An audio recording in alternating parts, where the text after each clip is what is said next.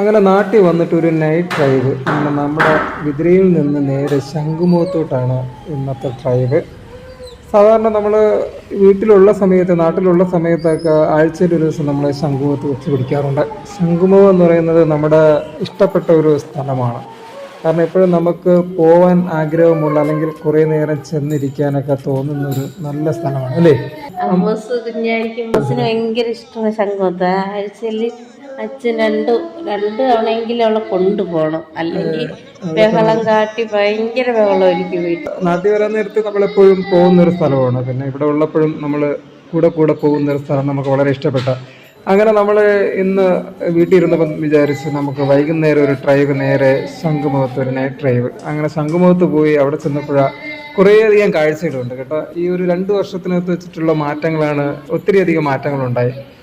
അങ്ങനെ അവിടെ ചെന്ന് നമ്മൾ സ്ഥിരമായി കാണുന്ന കാഴ്ചകളൊക്കെ കണ്ട് അവിടെ നിന്ന് തന്നെ ബീച്ചിലിറങ്ങി കുറേ നേരം അവിടെ നിന്ന് ഒത്തിരി തിരക്കായിരുന്നു. കാരണം ഒത്തിരി ജനങ്ങളും ഉണ്ടായിരുന്നു. ഫാമിലി ആയിട്ടായാലും കുഞ്ഞുങ്ങളെയും കൊണ്ടായാലും ഒക്കെ.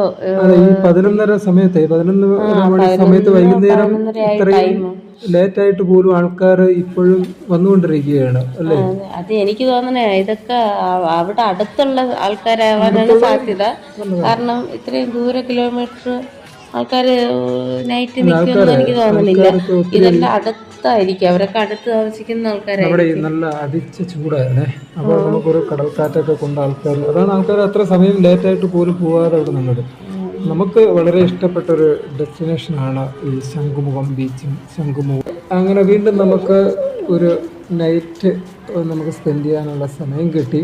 അങ്ങനെ യാദൃശ്യമാണ് നമ്മൾ ഇരുന്നപ്പോൾ അങ്ങനെ നമുക്കൊരു തോന്നല്. അപ്പൂസിന് കുതിരയെ കണ്ടപ്പോൾ നല്ല ഇഷ്ടപ്പെട്ടു. പിന്നെ നൈറ്റ് ആയതുകൊണ്ട് നമ്മൾ പിന്നെ കയറിയില്ല. അവനാണെങ്കിൽ അല്ല, ഈ നൈറ്റിലെ ഇതിന്റെ ഈ ബീച്ചിൽ കൂടെ അവർ നടത്തിക്കുന്നത്. അപ്പൊ നൈറ്റ് ആകുമ്പോൾ നമുക്ക് അത്ര കാഴ്ചകളില്ല. കണ്ടില്ലേ, ഇരുട്ട് കണ്ടില്ലേ, പിള്ളേരൊക്കെ കിടന്ന് അങ്ങോട്ട് ഇങ്ങോട്ട്. പക്ഷെ കുതിരയിലൊക്കെ കയറണമെങ്കിൽ നമ്മൾ പകല് പോയിട്ട് കുതിരയിലൊക്കെ കയറാം. നമ്മുടെ ഇവിടെ നിന്ന് അങ്ങോട്ട് റോഡിലോട്ട് നോക്കുമ്പോൾ നമുക്ക് വെട്ടമുണ്ട്. പക്ഷെ ബീച്ചിന്റെ അകത്ത് ദാണ്ട ഈ മീനിങ്. പക്ഷെ അത് നല്ലൊരു രസമായിരുന്നു കേട്ടോ. കാരണം ഇങ്ങനെ ഈ കളർ ലൈറ്റുകളും അതുപോലെ തന്നെ ഈ നമ്മുടെ കളർ ലൈറ്റിനോടനുബന്ധിച്ച് തന്നെ ആ കളർ ലൈറ്റിനോടൊപ്പം തിരമാലകളിൽ ലൈറ്റും കൂടെ വരുമ്പോൾ നല്ല രസമുണ്ടായിരുന്നു കാണാൻ.